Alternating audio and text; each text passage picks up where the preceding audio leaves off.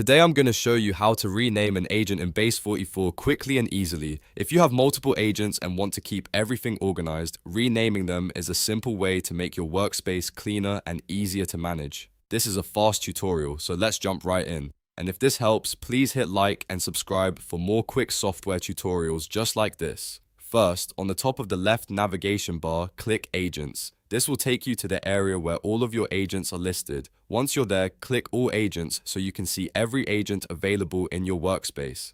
Now find the agent you want to rename. On the right side of that agent, click the three dots menu. A small menu will open with a few options. From that menu, click Rename.